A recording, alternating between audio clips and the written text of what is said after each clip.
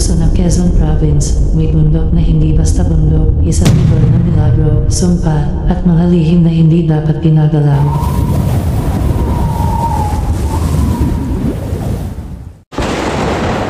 Mount Banahaw, ang tinatawag na Holy Mountain, pero kung mas malalim ang kikinanay, mas marami itong tanong kaysa sagot.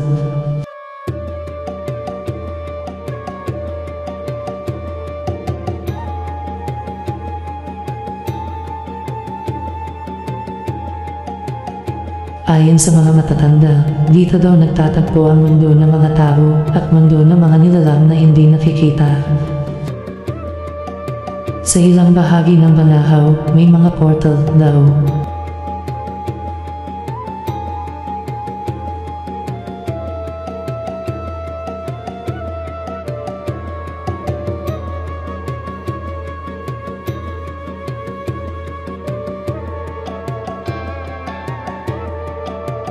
May mga pilgrim na nagkwento na pagpasok nila sa kuweba, biglang nagbabago ang oras.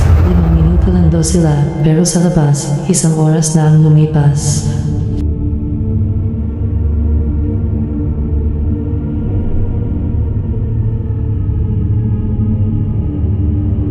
Sinasabing tirahan ng mga engkanto, diwata, at mga anito ang Banahaw, ngunit may mas kakaiba pa.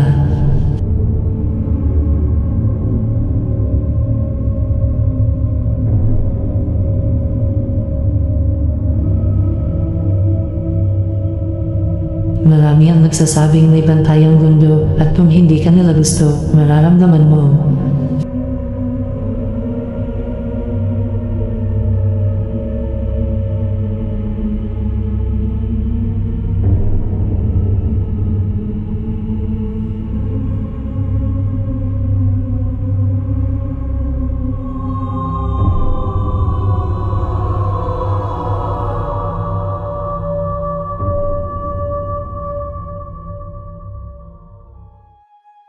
Ang tubig sa Banahaw, hindi ordinaryo. Ang ilan, sinasabing nakapagpapagaling. Ang ilan naman, naglalabas ng enerhiyang hindi may paliwanag.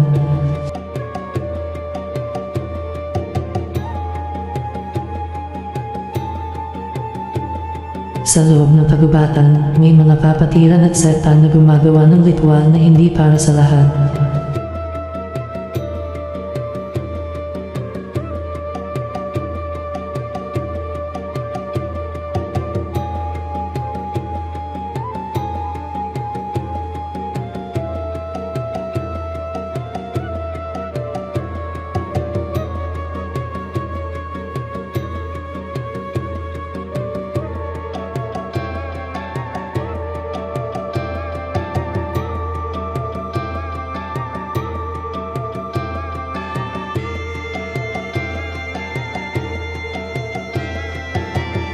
May naniniwala ang Banahaw ay pintuan ng langit, may iba naman ang sinasabi, ito ang lihim na library ng kalangitan. Pinipili lang ng mundo kung sino ang papayag ang makita ang kanyang mga lihim. Mount Banahaw, isang banal na lugar, isang mahiwagang mundo, at isang paalala na sa likod ng kagandahan, may mga hiwagang mas mabuting hindi na lang pakita.